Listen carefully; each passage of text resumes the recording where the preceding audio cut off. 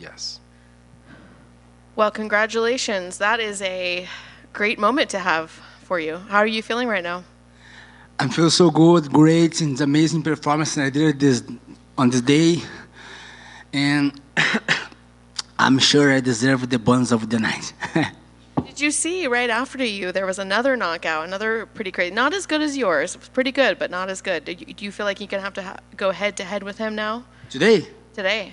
Yes, I saw, but I think my knockout was better. I think so too. Little more pizzazz. I don't know if that translates very well, but Sabe o que é possess? Ela falou que o teu knockout teve um pouco mais de. Teve um quê? O teu teve mais. O teu knockout teve mais tempero, né? Yes, my knockout have more emotion because in the first round I was beaten up a lot. I think I lost the first round. In the second round I started losing again, and I could change the second round. I start to win the middle of the second round. In the third round, I have no options to do that. I need just to finish my opponents to leave with the win during this fight. So I think I'm sure my knockout was the best of the night because since beginning of fight. you know there was a lot of words exchanged during the face-off. I'm wondering if that kind of helped you or motivated you at all, or what you thought of that exchange that happened at weigh-ins. During my face-off, I told him some word like I will kick his leg because it was my plan for the fight. But I didn't expect that he was able to put me on the ground.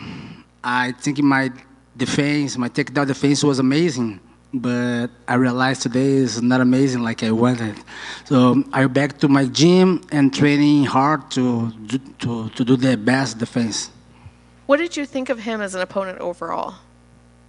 O que você pensou dele como um adversário, de uma maneira geral, assim? O que você... I thought this fight was be easier than did, because he took the fight in the same week of the fight, so he didn't do the full camp like me.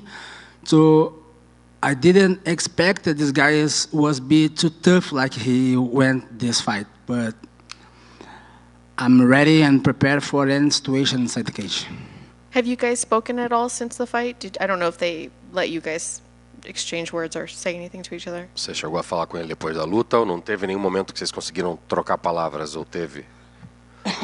No, I have no moments. I don't talk with him, but I'd like to talk with him and say congratulations and thank you so much for accepting this fight, because if it wasn't him, I will stay without fighting the UFC today. And he was a good fighter, a good opponent that I face off, and he make me involved like a father inside the cage.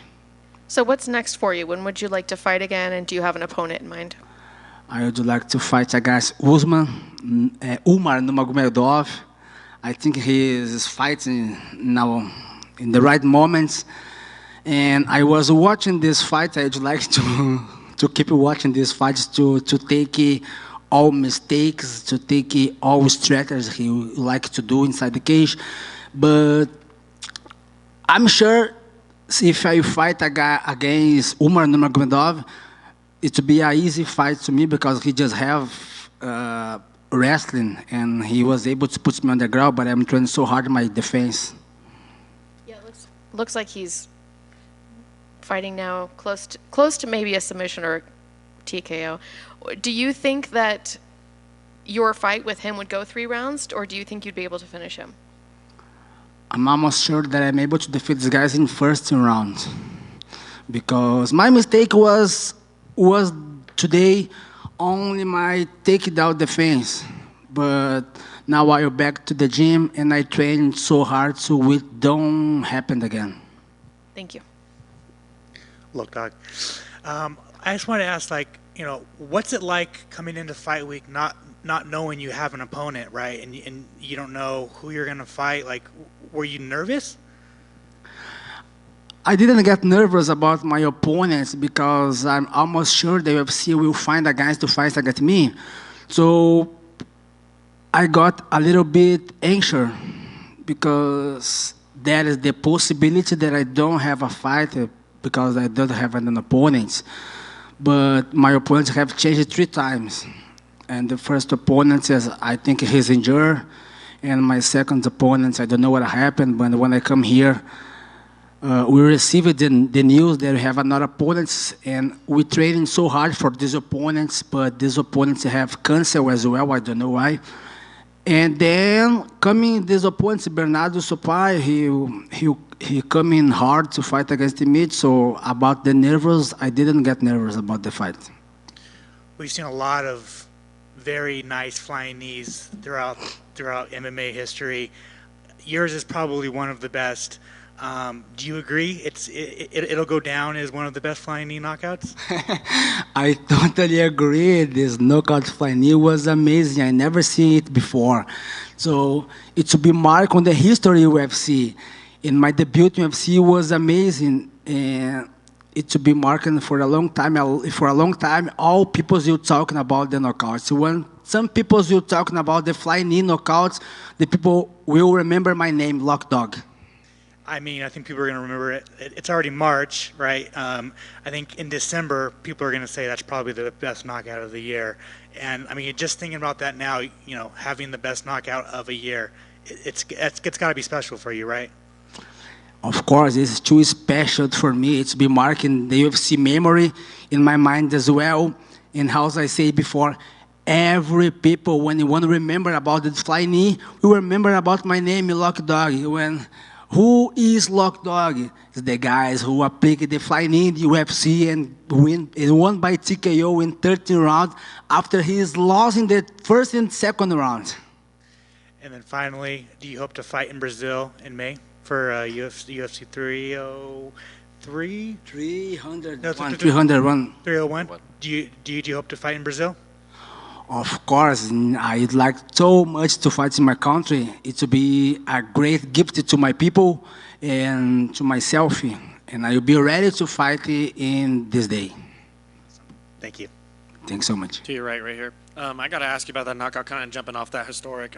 For you, it was your debut. The last time we saw something of that caliber, someone going absolute limp and just almost just out, to me, was Yair Rodriguez with Korean Zombie. When you kind of compare that and you think about those kind of moments, how do you reflect on something like that, being it's your debut?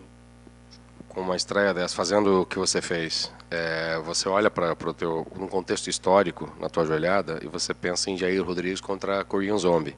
Ou seja, como é que você pensa, como é que você analisa, eu entrei para um hall de knockouts históricos da história do UFC e dá para ser comparado com alguns históricos, sendo numa estreia. It's too hard to talk right now because I ended up to live this fight right now. Don't get into my mind yet that I did this big knockout. Maybe when I stay at home, you was remember this fight, these moments, and I will really realize that my knockout to be marked on the history of UFC. I also got to follow up on that. When you take a look at the context of this fight coming into it, a lot of chirp between the two of you, but more importantly, that was a statement knockout.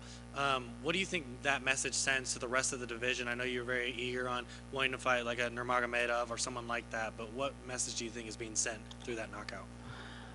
I think after my knockouts, I don't have to talk nothing else because every fighter in the division know about me right now. So every fighter who was on the top of me or up on me will remember this knockout, and he must be thinking, oh, Lock Dog is coming. The new king is coming. This king is me, Lock Dog. Looks like the king's here, so congrats on the win. Thank you so much.